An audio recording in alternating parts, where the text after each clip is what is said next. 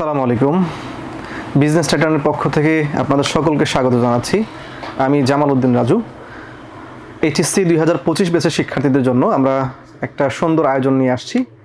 আমাদের এই আয়োজনটা হচ্ছে আমাদের এইচএসসি পরীক্ষাকে লক্ষ্য করে আমরা কিছু প্রস্তুতি নিব, যেন এইচএসসিতে আমাদের সর্বোচ্চ নম্বর আমরা গেইন করতে পারি। পাশাপাশি এই এইচএসসি প্রস্তুতির মাধ্যমে আমাদের যেন এডমিশন পরীক্ষার প্রস্তুতিগুলো, যেগুলো বেসিক জায়গা যেগুলো আছে, সেগুলো যেন আমাদের ওভারকাম হয়ে যায়, কাভার হয়ে যায়। তো আমাকে ঠিক মতো শোনা যাচ্ছে কিনা, দেখা যাচ্ছে কিনা, আমাকে ঠিক মতো শোনা যাচ্ছে কিনা, দেখা যাচ্ছে কিনা একটু জানিয়ে দিবেন। কে কোত্থেকে দেখছেন, কোন কলেজ আপনার, একটু জানিয়ে দিবেন। আপনাদের সকলকে অনেক অনেক ভালোবাসা জানিয়ে আমরা শুরু করব। আমাকে ঠিক মতো শোনা গেলেই আমাকে জানিয়ে দিবেন ইনশাআল্লাহ।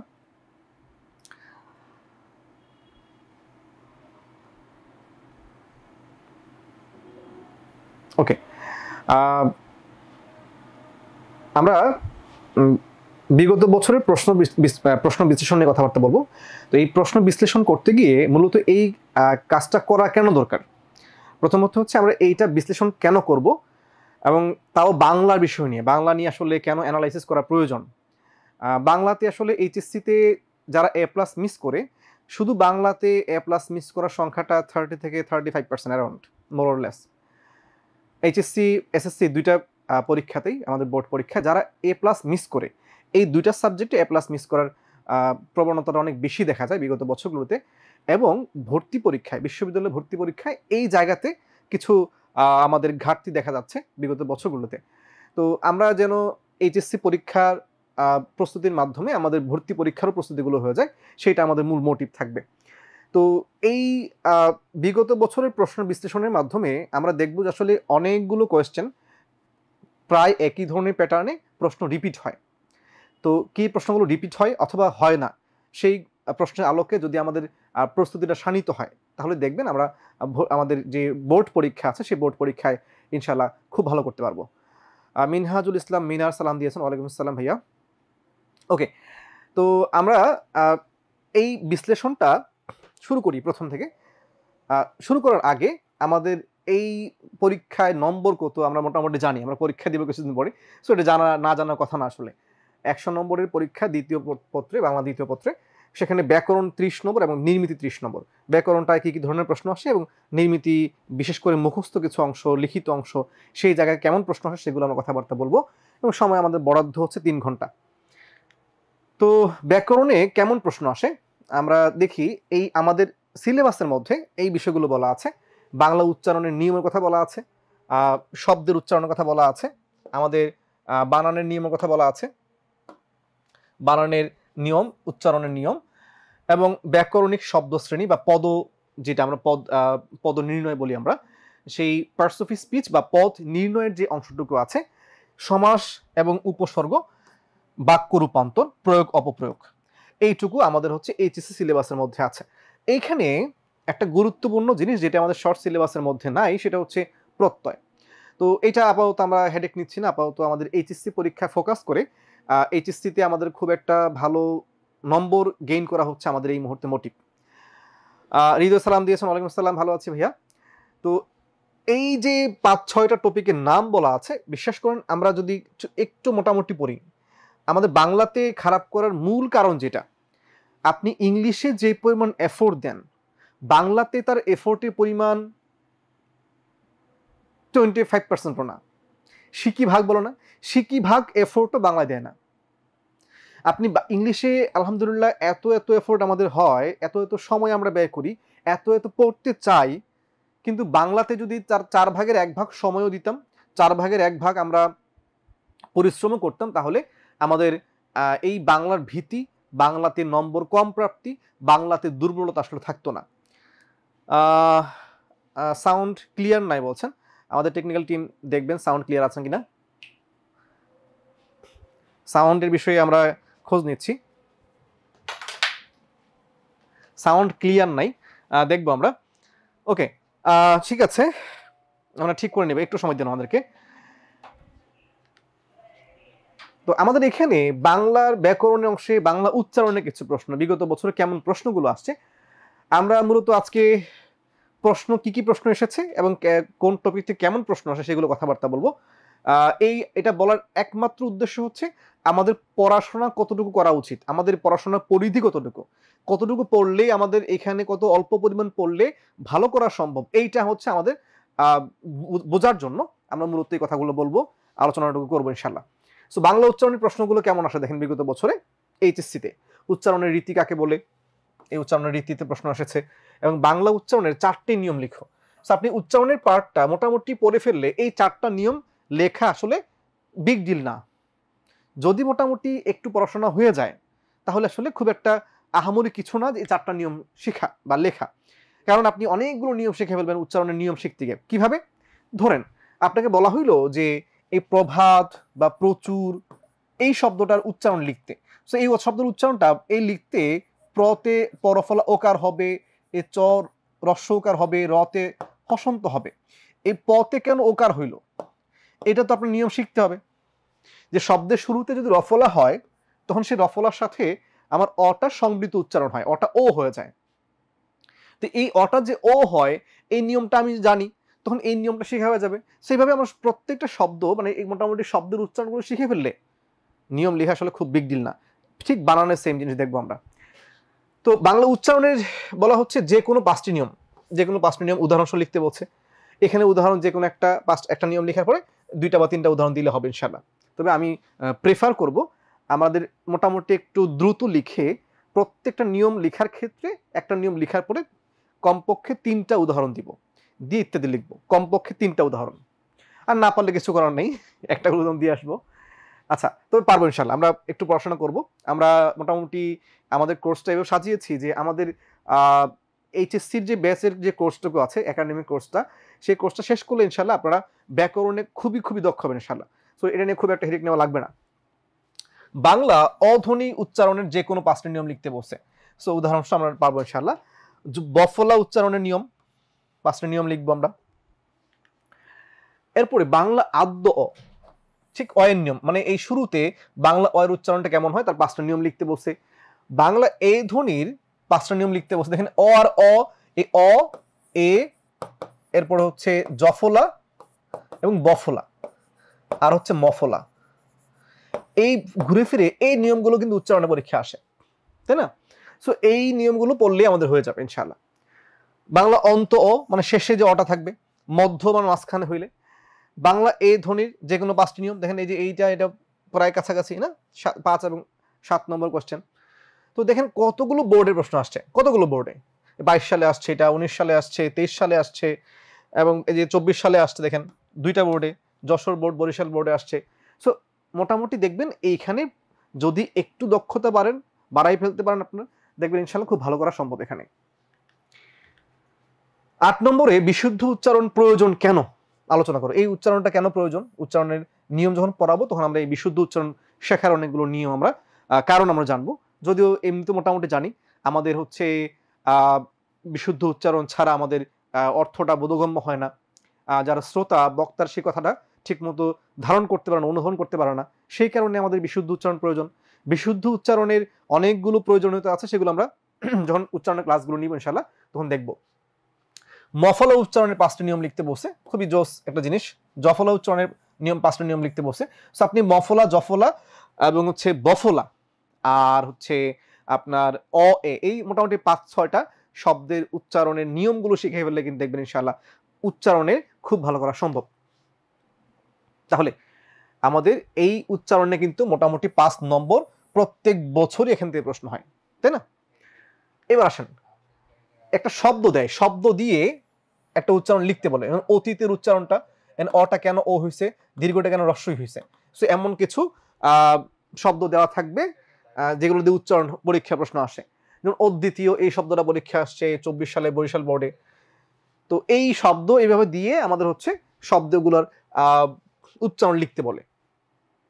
তো এইখানে একটা বিষয় আমাকে বলেন তো, এই অটা কেন ও হইল, এই যে অতীত শব্দের অটা কেন ও হইল, এটা জানেন কারা একটু দেখি।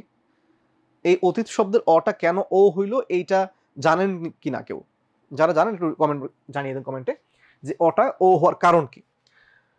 ঠিক এইভাবেই দেখেন আপনি মোটামুটি অনেকগুলো জিনিস এখানে আছে, যদি মোটামুটি একটু নিয়ম একটা পারেন তাহলে দেখবেন আপনার মোটামুটি পড়াশোনা খুব সহজ হয়ে যায়। এটা খুব সহজে এখানে একটা জিনিস দেখাই দিই। ধরেন আমরা যদি একটু খেয়াল করি যে অ এর পরে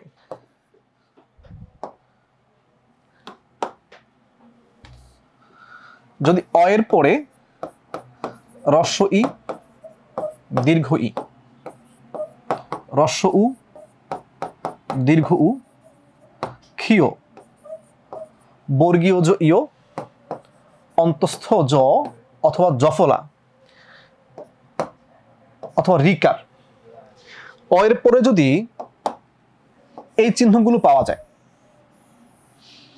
তখন এই অটার উচ্চারণ হয় কার মতো? ও এর মতো। এই অ এর উচ্চারণ ও এর মতো হয়, তখন এই অটা ও হইলে তাকে বলা হয় কেমন উচ্চারণ? তখন এটাকে বলা উচ্চারণ হয় সংবৃত। কেন এর নাম সংবৃত এগুলো আমি পরে কথাবার্তা বলবো, আপাতত এখানে না যাই। তাহলে অ এর উচ্চারণটা যখন ও হচ্ছে কি বলা হয়? সংবৃত। তো আমাকে বলা হইলো যখন একটু আগে যে অতীত শব্দটার উচ্চারণটা, এই অতীত যখন বলছি এই অ এর পরে কে আছে ভাইয়া? রস্বই আছে কিনা, সরি দীর্ঘই আছে কিনা? তাহলে অ এর পরে ই আসলে অথবা উ আসলে, রস্বই দীর্ঘই বা রস্ব দীর্ঘ ই অথবা উ, অথবা ক্ষীয় বর্গীয় জ ইয়, অন্তস্থ জ বা জফলা বা রিকার, যেই আসুক অ এর উচ্চারণটা কার মতো হবে? ও এর মতো হবে। অ এর উচ্চারণ কার মতো হবে? ও এর মতো হবে। সো অটা হবে ও। আর আমরা জানি বাংলাতে উচ্চারণে কখনোই দীর্ঘ ই অথবা দীর্ঘ উচ্চারণটা লেখা যায় না, লিখতে হয় রস্ব ই দীর্ঘ ই, যে আসুক উচ্চারণ রস্ব ই এর মতো, রস্ব দীর্ঘ উ যাই আসুক উচ্চারণটা রস্ব উ এর মতো। তাহলে এখানে উচ্চারণটা লিখবো কি দিয়ে? রস্ব ই দিয়ে। আর আমাদের রইল হচ্ছে ত, তাহলে কি হলো? ও তিত। সো এই অটা ও হওয়ার কারণ কি? কারণ অ এর পরে এই চিহ্নগুলো আছে। এইভাবে আমরা যদি একটু খেয়াল করি আমাদের যে নিয়মগুলো ছিল এখানে, দেখেন তো অ এর পরে কে আসছে? অ এর পরে কে আসছে ভাইয়া? ক্ষীয় আসছে, তাই না? ক্ষীয় আসছে, এই কারণে অটা কি হয়েছে? ও হয়েছে। অ এর পরে ক্ষীয় আসছে, ওর পরে জফলা আসছে, এর পরে জফলা আসছে, দীর্ঘই আসছে, রস্বই আসছে, রিকার আসছে। যদি এখানে এই অটা কিন্তু ও হয় নাই, কেন? রিকার আসার পরে কিন্তু অটা ও হয় নাই, কেন হয় নাই?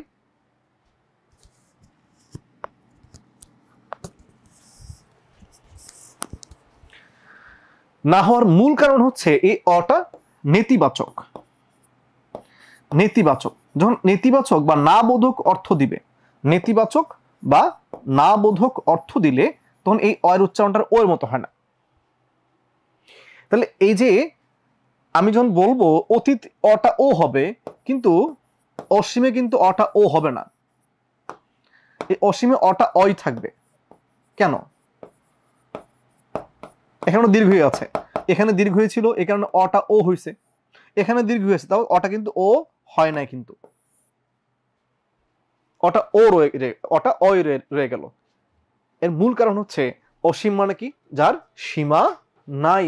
এই অটা না বোধক অর্থ দিচ্ছে, যখনই না বোধক অর্থ দিবে তখনই সেটা অটার ও হইবে না। মুজাহিদুল ইসলাম সালাম দিয়েছেন, ওয়ালাইকুম আসসালাম।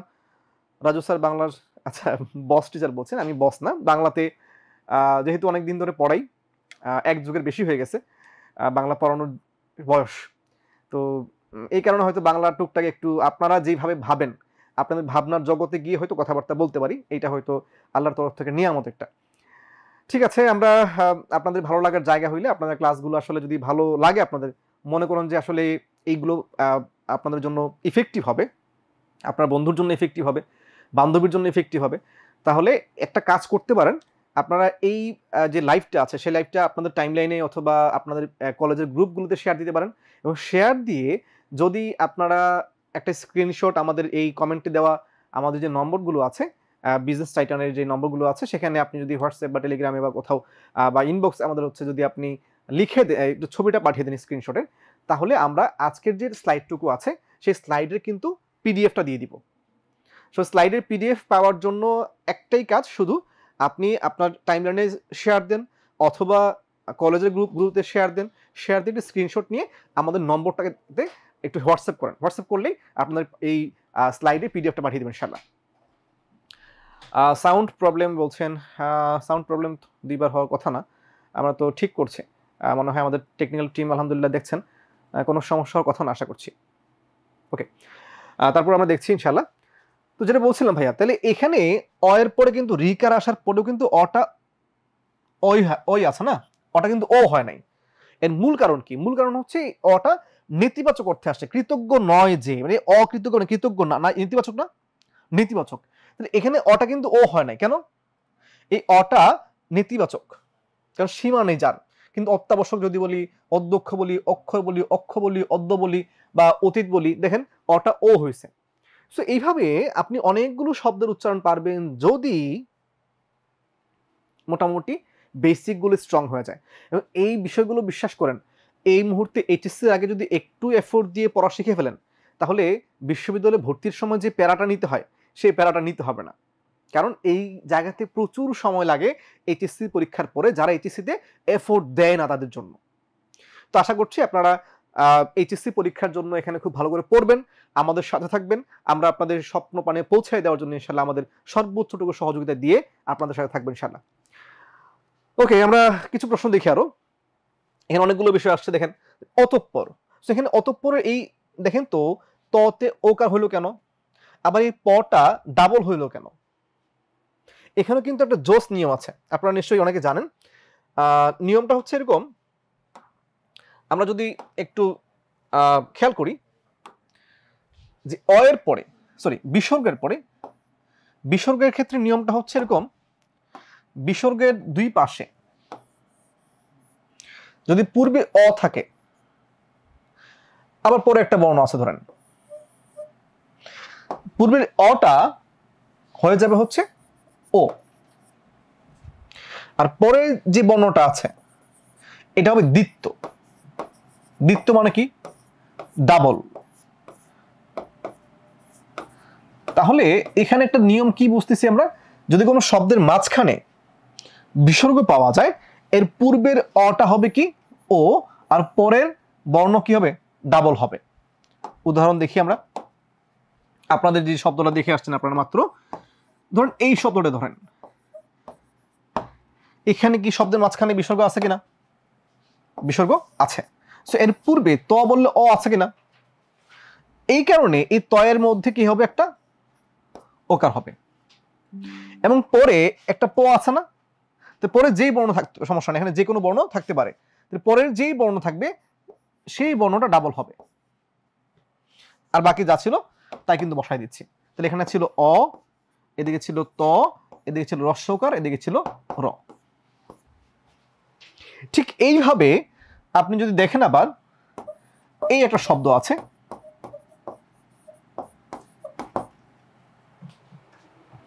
সো এই যে বিসর্গ আছে, এই বিসর্গের পূর্বে ত আছে, ই ত বললে ততে ও হয়, সরি অ হয়। সো এই অটা কি হবে? ও হবে। আবার পরের প আছে, দ্বিত্ব হবে। তাহলে এই ততে ওকার হবে, পরের পটা কি হবে? ডাবল হবে। আর যা ছিল তাই বসিয়ে দিব। আগে ছিল রস্য ই, পরে ছিল ত, এখানে এখানে ছিল রস্য উকার, আর রেফটা হচ্ছে রহসন্ত হবে, আর যা ছিল তাই। সো এইভাবে শিরোপ্পীরা যদি বলি আমরা, সেইভাবে ওকে, আমরা যেই জায়গাতে ছিলাম একটু রেসপন্স করলে আমার জন্য সহজ হবে, যে আপনারা নিশ্চয়ই সবাই চলে আসছেন। আমরা একটু কথাবার্তা শুরু করে দিই। হ্যাঁ, তো এখানে যেটা বলছিলাম ভাইয়া, এই বিসর্গের পূর্বে যদি অ থাকে সেই অটা ও হয়ে যাবে, আর পরবর্তী যে বর্ণ থাকবে সেই বর্ণটা কি হবে? দ্বিত্ব হবে। সো দেখতে পাচ্ছি আমাদের বিসর্গের পূর্বের অটা, এই ততে অ ছিল, সে অটা ও হয়েছে, এখানে ততে অ ছিল, অটা ও হয়েছে। সো এই যে পরিবর্তনটা হচ্ছে উচ্চারণে, সেটা আমরা বুঝতে পেরেছি। সো আপনি এইটুকু যদি বুঝেন তাহলে দেখবেন আমাদের এইখানে যেইটুকু আছে, দেখেন এই যে অতঃপর, তাহলে এই অত বললে ততে অ ছিল, অটা ও হয়েছে। সো এইভাবে আপনি দেখেন বিসর্গ দিয়ে এখানে এখানে দেখেন বিসর্গের পূর্বে কিন্তু কি নাই? অ কিন্তু নাই। বিসর্গের পূর্বে যদি অ থাকতো, যদি বিসর্গের পূর্বে যদি আমার অ পাওয়া যেত, তখন এই অটা কি হইতো? ও হইতো। যেহেতু অ নাই তাহলে রস্যই আছে, রস্যই থাকবে। আমাদের কথা ছিল হচ্ছে অ হইলে। এবার আসেন পরবর্তী বর্ণ যেটা ছিল, আমাদের নিয়ম কি ছিল? দ্বিত্ব হবে। তাহলে অনিঃশেষ বললে, সরি অনিঃশেষ বললে অটা ও হবে না কেন? কারণ নিঃশেষ নয় যা, না, যেটা না বোধক অর্থ দিচ্ছে। না বোধক অর্থ দিলে এই অটার ও হয় না। সো অটা ও হয়ে গেল, আর এই পরবর্তী বর্ণটা দ্বিত্ব হইল। সো এইভাবে আপনি দেখেন অধ্যাপক জফলা আছে, অত্যাচারে জফলা আছে, অসহ্যটা অটা কিন্তু ও হইল না, কারণ সহ্য করা যায় না যা, না বোধক অর্থ আসছে। অদ্বিতীয়, ওটা অদ্বিতীয় না, কিন্তু পরে অশ্ব থাকার পরেও অটা ও হয় না, কারণ দ্বিতীয় নয় যা, তাহলে না বোধক অর্থ দিচ্ছে এই অটা, তখন কিন্তু সেই অটার ও হবে না। সো এইভাবে আমরা উচ্চারণের নিয়মগুলো যখন শিখবো, এই যে ইতো পূর্বে এখানে আছে দেখেন, এই বিসর্গের পূর্বে অ ছিল, সেই অটা ও হয়েছে, পরবর্তী বর্ণটা দ্বিত্ব হয়েছে। তো এইভাবে আমরা দেখব শব্দের উচ্চারণগুলো। রাকিন ভাই বলছেন এখন ঠিক আছে স্যার, থ্যাংক ইউ। ওকে, আমরা পড়াশোনায় আরেকটু যাই। উচ্চারণের এইভাবে প্রশ্নগুলো থাকতে পারে। আর এখানে দেখেন আমরা কিন্তু একটা নিয়ম শিখছি বলতে গেলে, পরবর্তী দুইটা নিয়মে কিন্তু অনেকগুলো প্রশ্ন সলভ হয়েছে। সো আপনি নিয়ম যদি মোটামুটি একটা দুইটা ঠিক মতো শিখেন, তাহলে দেখবেন অনেকগুলো প্রবলেম সলভ হয়ে যাবে। এবার আসেন আমাদের বানান নিয়ে। বানানের মধ্যে বাংলা একাডেমি প্রমিত উচ্চারণ বা প্রমিত বাংলা বানান আছে, 12 টাকা নেয় একটা বই, না, সেই বইটা আছে আপনাদের অনেকেই হয়তো। তো অল্প কিছু বানানের নিয়ম আছে, কিন্তু সেই নিয়মগুলো নিয়ে যে প্যারাটা হয়, এত পরিমাণ চাপ যায় মানুষের মাথায়, অথচ এত প্যারা নেওয়ার কিচ্ছু নেই আসলে, একেবারে সিলি কিছু বিষয় মোটামুটি পড়লেই হয়ে যায়। সো এখানে 5টা নিয়ম লিখতে বসে থেকে বাংলা একাডেমির যে নিয়ম আছে সেই নিয়ম থেকে আমরা পড়াবো ইনশাআল্লাহ। বাংলা বানানের 5টি নিয়ম লিখতে বসে, সেখানে কিন্তু প্রমিত বানান, এই প্রমিত বানানের মূলত বাংলা একাডেমি শিখলে এটা হয়ে যাচ্ছে। সো বাংলা একাডেমির বানানের যে কোনো 5টি নিয়ম বলা হচ্ছে। আবার দেখেন বাংলা একাডেমি প্রণীত বাংলা বানানের 5টি নিয়ম বলা হচ্ছে। বাংলা একাডেমি প্রমিত বাংলা বানানের নিয়ম অনুসারে তৎসম শব্দের বানান, এই যেখানে দেখেন তৎসম শব্দের বানানের 5টি নিয়ম। যখনই তৎসম বলছে তখন কিন্তু সেখানে বিদেশি বানান, তদ্ভব বানান, দেশি শব্দের বানানের নিয়ম কিন্তু এখানে নেওয়া যাবে না। শুধুই তৎসম শব্দের যে বানানের নিয়মগুলো আছে সেখান থেকে 5টি নিয়ম লিখতে হবে।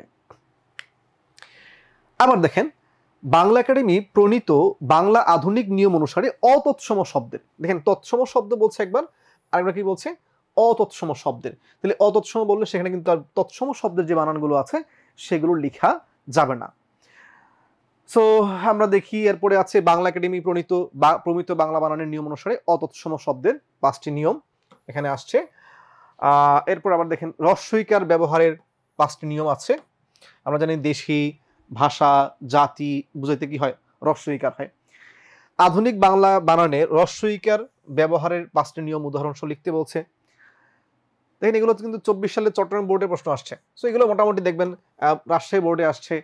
এখান থেকে প্রত্যেক বছর তো মোটামুটি ঘুরে ফিরে প্রশ্নগুলো হয়, বানান থেকে 5, উচ্চারণ থেকে 5, আমরা এগুলো জানি নিশ্চয়ই। বাংলা একাডেমি প্রমিত বাংলা বানান নিয়ম অনুসারে রস্বই, রস্ব উ, তাহলে রস্ব উ, ক্ষীয়, তালব বস্য এবং রেফ এই ব্যবহারের একটি করে নিয়ম বলতে বসে।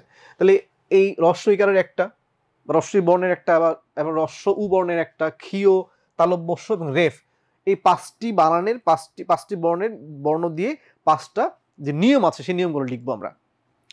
নত্যবিধি বলতে কি বুঝো?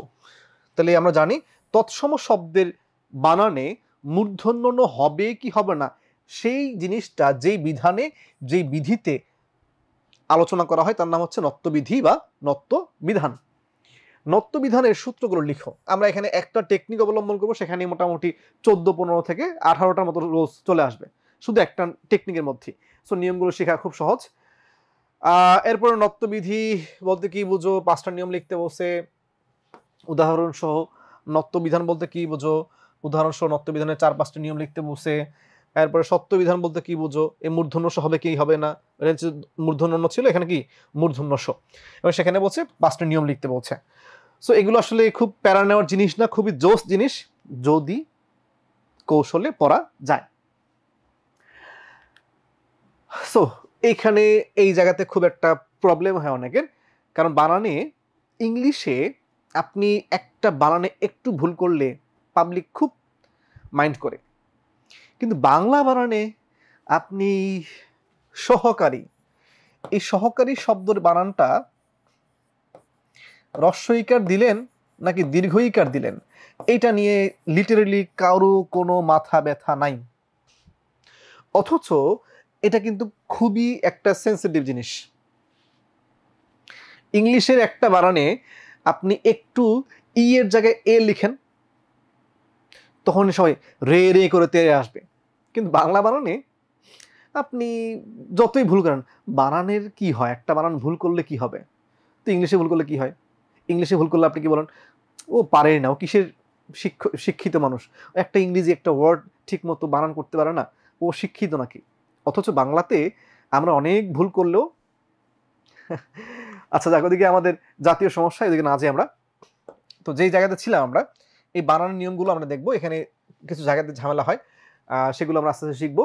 কেন আর্দ্রতা বানানটা শুদ্ধ, কেন অপরাহ্ন এখানে আমার হচ্ছে মূর্ধন্য নদী শুদ্ধ, মানে নিচে কেন হবে, কেন পাশে হলে হবে না, অনেকগুলো বিষয় এখানে আমরা দেখবো, কেন হয়েছে কেন না, এগুলো শিখবো ইনশাআল্লাহ আমরা বানানের নিয়মের মধ্যে। এখানে একটা ঘোষণা দিয়ে রাখি, আমরা আমাদের যে এই লাইভ ক্লাসগুলো এখন হচ্ছে, আমরা একটা এইচএসসি 25 ব্যাচের জন্য একটা কোর্স নিয়ে আসছি। আমাদের টোটাল ক্লাস সংখ্যা হবে, ক্লাস হবে আমাদের টোটাল হচ্ছে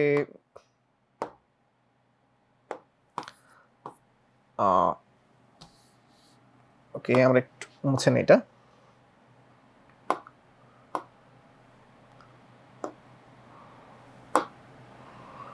ওকে হ্যাঁ আমাদের ক্লাস সংখ্যা হবে, টোটাল ক্লাস হচ্ছে 50টি। তো এই 50টি ক্লাসের মধ্যে আপনারা নিশ্চয়ই দেখতে পাচ্ছেন, আমি একটু এখানে বড় করে লিখলাম এই কারণে, এর মধ্যে বাংলা 8টি ক্লাস, ইংরেজি 8টি, আইসিটি 3টি, অ্যাকাউন্টিং 5টি, ম্যানেজমেন্ট 4টি, ফিনান্স ব্যাংকিং 8টি, মার্কেটিং 4টি, অর্থনীতি 5, পরিসংখ্যান 4 এবং অতিরিক্ত ক্লাস থাকে 5। টোটাল ক্লাসের সংখ্যা হচ্ছে 50। এই 50টি ক্লাস হবে এবং হচ্ছে আমাদের এক্সাম হবে 45টি, মডেল টেস্ট থাকবে 17টি, সাজেশন শিট থাকবে 17টি, ক্লাসের পিডিএফ থাকবে 45টি। এবং আমাদের এই কোর্সের কোর্স ফি হচ্ছে 1000 টাকা।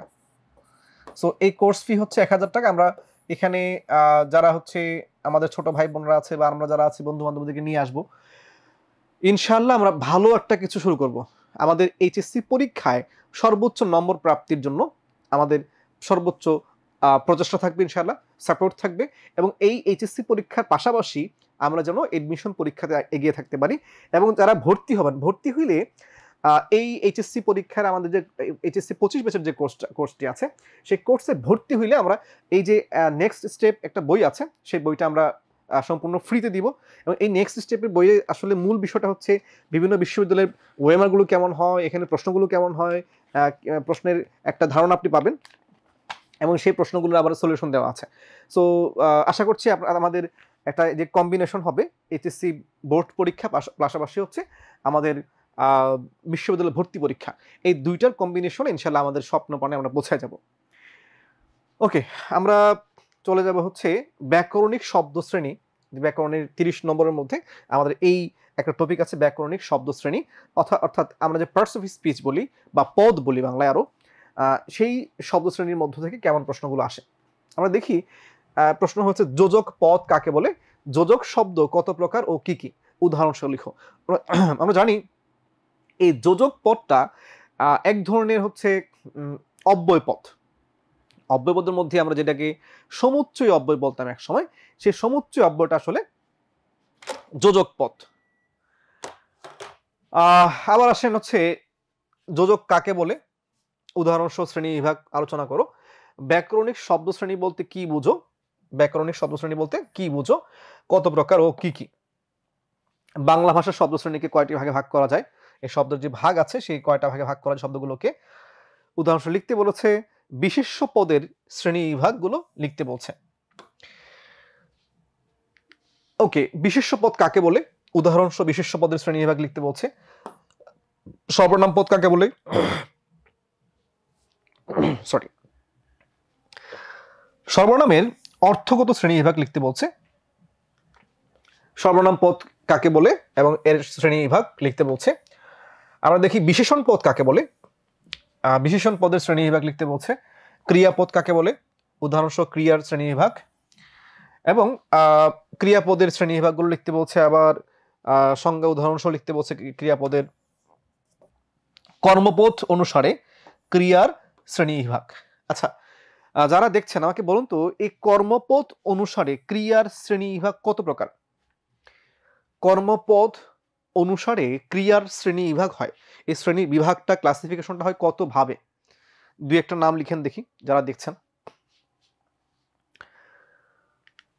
ওকে, ব্যাকরণিক শব্দ শ্রেণী থেকে আরো প্রশ্ন আসে। নিম্নরেখ যে কোনো 5টি শব্দের ব্যাকরণিক শব্দ শ্রেণী নির্দেশ করতে বলছে। ধরেন আমার সোনার বাংলা, আমি তোমায় ভালোবাসি, এখানে ভালোবাসির দাগ দেওয়া থাকলে কি বুঝবো? ক্রিয়াপদ। আমি বললে সর্বনাম পদ। তো এই সোনার বাংলা বললে এভাবে শব্দগুলো আসবে। এই ব্যাকরণিক শব্দ শ্রেণী বলতে এটা কি বোঝায়, পার্টস অফ স্পিচের নামটা কি? ইংলিশে পার্টস অফ স্পিচের নামগুলো লিখতাম, বাংলাদেশে ব্যাকরণিক শব্দ শ্রেণী অথবা পদের নামটা লিখবো। সাদা কাপড় পরলেই মন সাদা হয় না, তো সাদা কাপড়, এই সাদা বললে কেমন কাপড়? সাদা কাপড়। তাহলে এই কাপড়কে মডিফাই করছে বিধায় এই সাদা হচ্ছে একটা বিশেষণ পদ। এইভাবে কারণ ছাড়া কার্য হয় না, এইভাবে ছাড়া বলতে কি বুঝবো? এটা হচ্ছে একটা অব্যয় পদ, অনুসর্গ।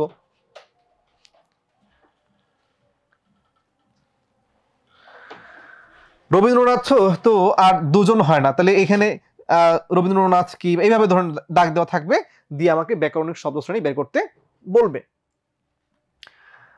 যে কোনো এইভাবে ঠিক আবার এখানেও ব্যাকরণিক শব্দ শ্রেণী বের করতে হবে, শব্দ শ্রেণীগুলো কোনটা কোন পদ। এবার দেখি শব্দ গঠন, উপসর্গ এবং সমাস থেকে কেমন প্রশ্নগুলো আসে। উপসর্গ কাকে বলে? উপসর্গের শ্রেণী বিভাগগুলো লিখতে বলছে। কত প্রকার কি কি লিখতে বলছে। আবার দেখছি হচ্ছে আমরা উপসর্গের অর্থবাচকতা নাই কিন্তু অর্থবোধকতা আছে, বুঝিয়ে লিখো, আলোচনা করো। মানে কি? মানে হচ্ছে উপসর্গের নিজস্ব কোনো অর্থ নাই কিন্তু অর্থ দেওয়ার ক্ষমতা আছে, তাই না? যেমন ধরেন সরি, আমরা যদি বলি আ, এই আ একটা উপসর্গ, এটাকে এর নিজস্ব কোনো অর্থ আছে? নাই। কিন্তু যদি বলি আগমন, আমরণ, আসক্তি, তো এই যে আটা আসছে কোনো শব্দের পূর্বে বসে নতুন একটা অর্থ দিচ্ছে না? তাহলে অর্থ দেওয়ার ক্ষমতা আছে। তাহলে যেই শব্দের যেই বর্ণ বা বর্ণ সমষ্টির নিজস্ব কোনো অর্থ নাই সাধারণত, কিন্তু অর্থ দেওয়ার ক্ষমতা আছে, তখন তাকে কি বলা হয়? তখন তাকে বলা হয় উপসর্গ। সরি, উপসর্গ কাকে বলে? বাংলা শব্দ গঠনে উপসর্গের ভূমিকা বা গুরুত্ব কি আছে? উপসর্গ কাকে বলে বলা হচ্ছে এবং বাংলা ভাষায় উপসর্গের প্রয়োজনীয়তা কি আলোচনা করতে বলছে। খুবই জোস জিনিস, বিষয়গুলো মোটামুটি একটু পড়লে হয়ে যায়, এগুলো কিন্তু মুখস্থ করা কিচ্ছু নাই। মোটামুটি আপনি ধারণা নিতে পারলে এই ক্লাসগুলো থেকে যদি একটু ধারণা নেন, আগে তো পড়ছেন নিশ্চয়ই, কিন্তু আমরা এখন দেখব যে মোটামুটি ধারণা নিলেই আসলে এগুলো মুখস্থ করা কিছুই ছিল না। এরপর দেখেন শব্দ গঠন বলতে কি বুঝো, কি কি পদ্ধতিতে শব্দ গঠিত হইতে পারে, উদাহরণসহ লিখো। শব্দ গঠন বলতে কি বুঝো? আমরা জানি বাংলা শব্দ গঠনের উপায়সমূহ কি কি উপায়ে বাংলা ভাষায় শব্দ গঠিত হইতে পারে, উদাহরণস্বরূপ লিখতে বলছে। সমাস কাকে বলে, সমাসের প্রয়োজনীয়তা কি। সো এগুলো আসলে দেখেন খুব কঠিন কিছু না। এইচএসসিতে আসলে যে আমাদের প্রশ্নগুলো আসে মোটামুটি পড়াশোনা করলে আসলে কঠিন কিছু না। এরপরে দেখেন কিছু শব্দ দেওয়া থাকবে, ব্যাস বাক্য সহ সমাস নির্ণয় করতে হবে। তাহলে অবিশ্বাস্য, অক্ষত, অনেক, অনাচার, অনতিবিলম্ব, অহীনকুল, দেখেন এই সবগুলো দেখেন প্রথমে কি নাবোধক অর্থ আছে না? নাবোধক না অ। তাহলে প্রথমে যখন অন পাওয়া যাবে, নির পাওয়া যাবে, নি পাওয়া যাবে, তখন বুঝবো এটা নেতিবাচক যদি হয়, তখন তার নাম হচ্ছে নয় সমাস। এই নয় সমাসটা তৎপুরুষে হইতে পারে, বহুব্রীহিত হইতে পারে। সো এর কোনটা তৎপুরুষ কোনটা বহুব্রীহি সেটা দেখবো ইনশাআল্লাহ আমরা। এইভাবে আপনি দেখেন আমাদের এই আমরা কোন সমাস, এটা বিশ্ববিদ্যালয় আসছে গুচ্ছ পরীক্ষায়, গুচ্ছ যে বিশ্ববিদ্যালয়গুলো আছে সেখানে প্রশ্ন হয়েছিল। আয়কর প্রশ্ন, আলোনে কি, এটা অনেকবার পরীক্ষা আসছে। আকণ্ঠ, আরক্তিম, আমরণ, সো এই এখানে আ আছে, মানে বিভক্তি আছে, সরি উপসর্গ আছে বা অব্যয় আছে, এবং এগুলো অর্থ মেইন হলে তার নাম কি? অব্যয়ীভাব সমাস। আলোনি, আকণ্ঠ, আরক্তিম, আমরণ। সো এইভাবে আমরা দেখি বাক্য রূপান্তরে কিছু জায়গায় প্রশ্নগুলো হয়। বাক্য রূপান্তরে বাক্য কাকে বলে, একটি সার্থক বাক্যের গুণ বৈশিষ্ট্যগুলো কি কি লিখতে বলছে, বাক্য কাকে বলে, একটি সার্থক বাক্যের গঠনে কি কি গুণ থাকা আবশ্যক। সো এই যে বিষয়গুলো দেখেন, আসলে এগুলো তো দেখানোর কিছু না, আপনি এমনি দিন নিজে বুঝবেন কি কি আছে। আমি একটু দেখাই দিচ্ছি আসলে প্রশ্নগুলো কত সহজ হয় আসলে। তো বাংলা বাক্য কাকে বলে, একটি আদর্শ বাক্যে কি কি গুণ থাকে। দেখেন ঘুরে ফিরে এক প্রশ্ন, কিন্তু একই প্রশ্ন। আপনি একটা প্রশ্ন ঠিক মতো পড়ে ফেললে সাথে এই গুণগুলো জানি আমরা, আকাঙ্ক্ষা, আসক্তি, যোগ্যতা, সো এই বিষয়গুলো টুকটাক পড়ে ফেললে কিন্তু হয়ে যাচ্ছে। আচ্ছা, তো বাক্য কাকে বলে দেখা যাচ্ছে। বাক্য বলতে গিয়ে অর্থ অনুসারে বাক্যের শ্রেণীবিভাগ কি কি কি আছে, অর্থগতভাবে বাক্যের শ্রেণীবিভাগগুলো লিখতে বলছে। এইভাবে একটা বাক্য দেওয়া হচ্ছে, ধরেন জাদুঘর আমাদের আনন্দ দেয়, এটাকে বলছে কি প্রশ্নবোধক বাক্য তৈরি করার জন্য। জাদুঘর কি আমাদের আনন্দ দেয় না? দেখেন, প্রশ্নবোধক বাক্য আমি করেছি কি প্রশ্নবোধক চিহ্ন মাস্ট দেওয়ার পরে দেখেন প্রশ্ন করছে জাদুঘর কি আমাদের আনন্দ দেয় না? অবশ্যই দেয়। তো এইটার সাথে আমার অর্থের মিল থাকতে হবে। মনে রাখতে হবে আমাদের ইংলিশের সেন্টেন্স চেঞ্জে, এই যে আমরা একটা সেন্টেন্সকে অ্যাসার্টিভ থেকে ইন্টারোগেটিভ করতে পারি, সেটা ভিন্ন বিষয় না, কিন্তু অ্যাফার্মেটিভ থেকে নেগেটিভ করলে অর্থ চেঞ্জ হয়। কিন্তু সিম্পল থেকে কমপ্লেক্স করলে কিন্তু অর্থ কি চেঞ্জ হয়। এরপর দেখেন প্রশ্নবোধক বাক্য বলছে এই শব্দটাকে প্রশ্নবোধক বাক্যে নিয়ে আসতে, কিন্তু এখানে কি করা যাবে না, বাক্যের অর্থ চেঞ্জ করা যাবে না, বাক্যের টেন্স চেঞ্জ করা যাবে না, অর্থ এবং টেন্স কোনোটাই চেঞ্জ করা যাবে না।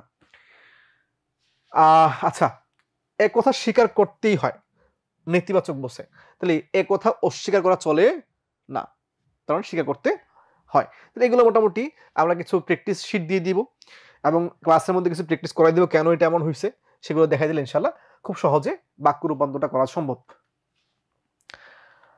এবার আসলে হচ্ছে প্রয়োগ অপপ্রয়োগ থেকে। সেখানে বিশ্ববিদ্যালয় ভর্তি পরীক্ষায় প্রচুর প্রশ্ন হয়। সি ইউনিটে 5 নম্বর, 4 নম্বর, 5 নম্বর প্রশ্ন শুধু ঢাকা বিশ্ববিদ্যালয়ে এখানে 4 থেকে 5 নম্বর প্রশ্ন আসে লিখিত পরীক্ষায়। এরপরে আর্টসের হচ্ছে মোটামুটি লিখিত পরীক্ষায় 5 থেকে 10 নম্বর প্রশ্ন আসে লিখিত পরীক্ষায়, এবং এমসিকিউতে প্রত্যেকটা ইউনিটে প্রশ্ন হয়। কমার্স, সায়েন্স, আর্টস প্রত্যেকটা ইউনিটে এই প্রয়োগ অপপ্রয়োগ বানান থেকে প্রশ্ন হয় প্রায় প্রত্যেক বছর। সো এই প্রয়োগ অপপ্রয়োগের মধ্যে দেখেন একটা অনুচ্ছেদ দেওয়া থাকে, এই অনুচ্ছেদ দিয়ে এটা শুদ্ধ করে লিখতে বলে। সো এইভাবে আমরা অনুচ্ছেদগুলো দেখব। কিছু বাক্য দেওয়া থাকবে, বাক্যটা শুদ্ধ করে লিখতে বলবে। তাহলে রবীন্দ্রনাথের প্রতিভা ভয়ঙ্কর। প্রতিভা কি ভয়ঙ্কর হয়? ভয়ঙ্কর হচ্ছে কোনো নেগেটিভ জিনিস, নেতিবাচক জিনিস। তাহলে বলা যাবে কি রবীন্দ্রনাথের প্রতিভা অতুলনীয়, তাহলে এটা হচ্ছে সুন্দর হয়। কিন্তু ভয়ঙ্কর বলা কি সুন্দর? দুর্দান্ত বলা যায় যে রবীন্দ্রনাথের প্রতিভা দুর্দান্ত, অতুলনীয়, এই বলা যায়। কিন্তু ভয়ঙ্কর বললে তো আসলে নেগেটিভ কিছু বোঝায়। সেইভাবে আসলে বাক্যটা শুদ্ধ করে লেখার জন্য কি কি করতে হবে? সপরিবারে বললে কি সমস্যা বলুন তো? সপরিবারে বললে কি সমস্যা? স আছে বানান দুইটা, একটা আছে তালব্য স বফলা দিয়ে, একটা বফলা ছাড়া। যেটা বফলা দিয়ে বোঝায়, যেটা বফলা দিয়ে বোঝায় এটার একটা অর্থ, যেটা বফলা ছাড়া বোঝায় এটার একটা অর্থ। বফলা দিয়ে হচ্ছে বোঝায় হচ্ছে নিজ বা আত্ম, বফলা ছাড়া হচ্ছে বোঝায় সহ, সাথে, সঙ্গে, সহিত। তো এই দুইটা শব্দের মধ্যে আমাদের যে শব্দটা ছিল যে আপনি সপরিবারে আমন্ত্রিত, বললে আসলে সমস্যা কি? সমস্যা হচ্ছে এই বাক্যটা দিলে কি বোঝায় যে আপনি আপনার নিজের পরিবারে আমন্ত্রিত। সো আপনার পরিবারে কি আমি আপনাকে আমন্ত্রণ জানাইতে পারি? এটা কি বাস্তব কিছু? এই কারণে এটা ভুল। আবার দেখেন আমরা এরকম শব্দ বলি যে আপনি সস্ত্রীক আমন্ত্রিত, তাহলে আপনি সস্ত্রীক আমন্ত্রিত মানে কি? নিজের স্ত্রী নিয়ে আমন্ত্রিত। স্ত্রী কি অন্যের স্ত্রীকে আমার স্ত্রী হবে?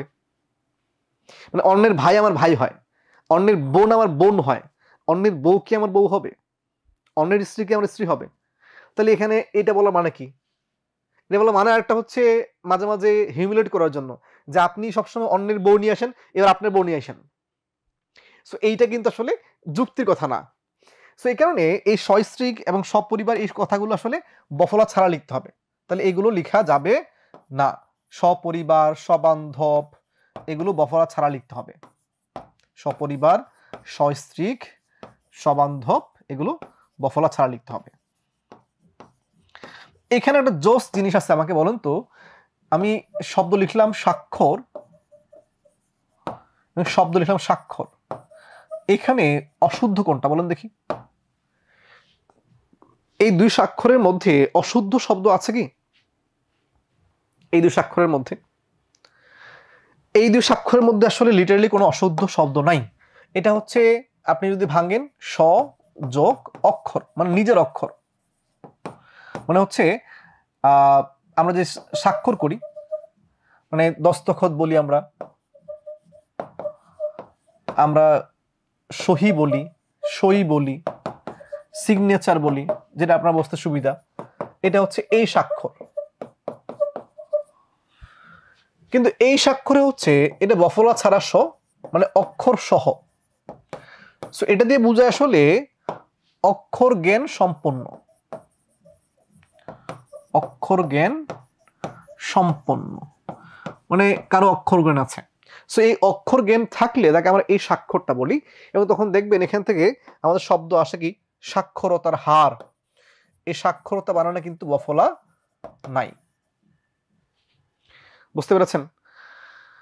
ওকে,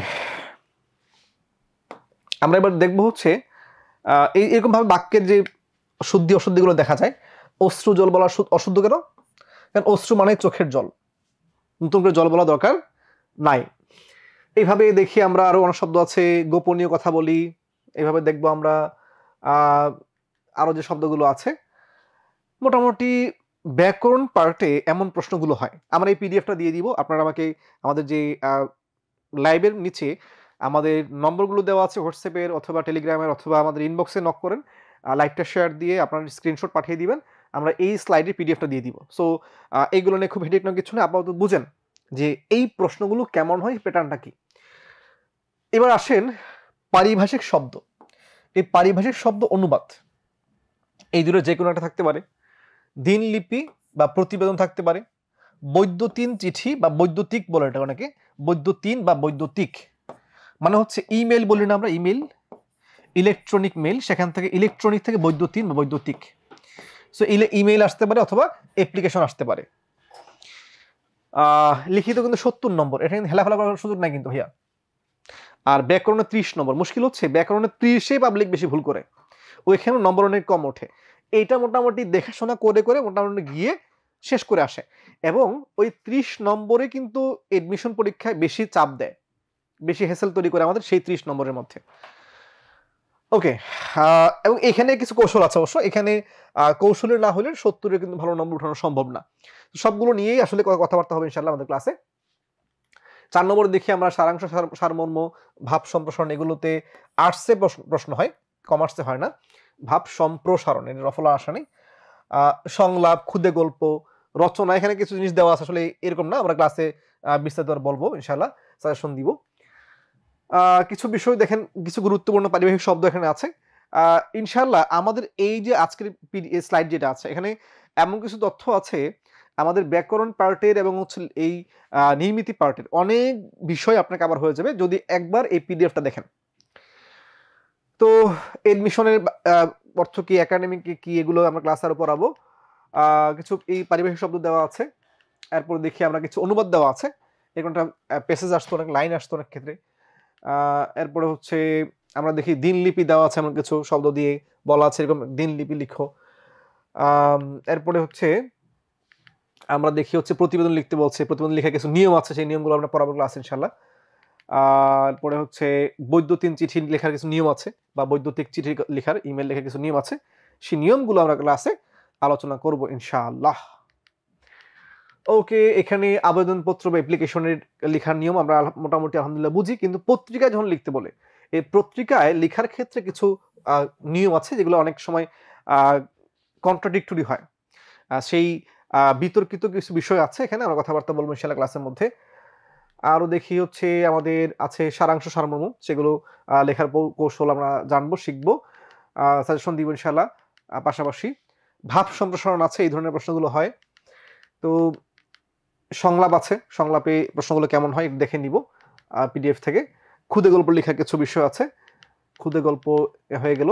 প্রবন্ধ নিবন্ধ লেখা কিছু, এই যে রচনা বা প্রবন্ধ নিবন্ধ লেখার কি কি প্রশ্ন আসছে বিগত বছরে দেখা যাচ্ছে, আমরা দেখতে পাচ্ছি 24-এ কি আসছে, স্বদেশ প্রেম আসছে কুমিল্লা বোর্ডে, এটা দিনাজপুর বোর্ডে ওইটা আসছে। দেন একই প্রশ্ন কিন্তু দুইটা বোর্ড, এই দেখতে পাচ্ছি বরিশাল বোর্ডেও আসছে এটা স্বদেশ প্রেম। এরপরে দেখতে পাচ্ছি আমাদের কোথায়, এরপরে এইটা জলবায়ু পরিবর্তন আসে 23 সালে রাজশাহী বোর্ডে আসছে। এরপরে হচ্ছে আপনার এইভাবে একই প্রশ্ন দেখুন কয়েকটা বোর্ডে একসময় আসতে পারে। তো এইভাবে কি কি প্রশ্ন আসছে বিগত বছরে দেখি আমরা, এই স্লাইডটা দিয়ে দিব ইনশাআল্লাহ পিডিএফ আকারে। এই হচ্ছে মোটামুটি আমাদের প্রশ্ন বিশ্লেষণ। আজকের যে ক্লাসটা, এই ক্লাসে আসলে খুব পড়ানোর খুব বেশি কিছু মোটিভ আমাদের ছিল না। আমাদের মূল মোটিভ ছিল প্রশ্নগুলো কেমন হয়। 100 নম্বরের পরীক্ষায় 30-এ ব্যাকরণ এবং 70 হচ্ছে আমাদের নির্মিতি অংশ। এই 30 ব্যাকরণ খুব ভালো করার জন্য এবং 70 নির্মিতি খুব ভালো করার জন্য এবং কমন ফেলানোর জন্য আমাদের সর্বোচ্চ সাপোর্ট থাকবে আপনাদের জন্য। কিন্তু এর জন্য অবশ্যই আপনাদের আমাদের সাথে লেগে থাকতে হবে। আমরা আমাদের সর্বোচ্চ সাপোর্ট দিয়ে আপনাদের সাথে থাকব স্টিল দ্য ড্রিম পয়েন্ট, আপনাদের স্বপ্নের চূড়ায় পৌঁছানো পর্যন্ত। একবারে এইচএসসি পরীক্ষার পরে আপনাদের ছেড়ে দিব না। এইচএসসি পরীক্ষার পরে বিশ্ববিদ্যালয়ে ভর্তির জন্য আপনাদের কি কি করা লাগবে, কতটুকু সাপোর্ট নেওয়া লাগবে, কতটুকু পড়া উচিত, কি পড়া উচিত, সকল কিছুর আয়োজন নিয়ে বিজনেস টাইটান আপনাদের পাশে থাকতে চায়। সো আপনারা আমাদেরকে আপনাদের পাশে থাকার সেই সুযোগ দিবেন কিনা সিদ্ধান্ত আপনাদের। এই ক্লাসগুলো আসলে, আজকের ক্লাসটা আসলে খুব একটা ক্লাস না, কিন্তু এটা যেহেতু একটা অ্যানালাইসিস করতে হয় সেই কারণে অ্যানালাইসিস করেছি, কিছু বিষয় আলোচনা করেছি। আপনারা আরও 2-একটা ক্লাস করেন প্রয়োজনে, চাইলে আপনারা কিছু ফ্রি ক্লাস করতে পারেন আমাদের আরও, করে তারপর সিদ্ধান্ত নেন। আপনাদের ফ্রেন্ডদের সাথে কথাবার্তা বলেন, গার্ডিয়ানদের সাথে কথাবার্তা বলেন, বলে সিদ্ধান্ত নেন যে আমাদের এই কোর্সটা করবেন কিনা। আবারও বলছি, আমাদের এই কোর্সটা কিন্তু 1000 টাকা আমাদের এনরোল ফি, এবং সেই কোর্সটা যদি আপনি এনরোল করেন তাহলে আমরা একটা বই আপনাদেরকে উপহার স্বরূপ দিব। এই বইটার মধ্যে আপনারা পাবেন হচ্ছে বিগত বছরের প্রশ্নগুলো, কেমন প্রশ্ন এসেছে এবং উত্তরগুলো কি হওয়া উচিত, কিভাবে লেখা উচিত, এই ধরনের আলোচনা এখানের মধ্যে আছে। সো আপনাদের সবাইকে থ্যাংক ইউ, অনেক অনেক দোয়া, ভালোবাসা, শুভকামনা। আসসালামু আলাইকুম।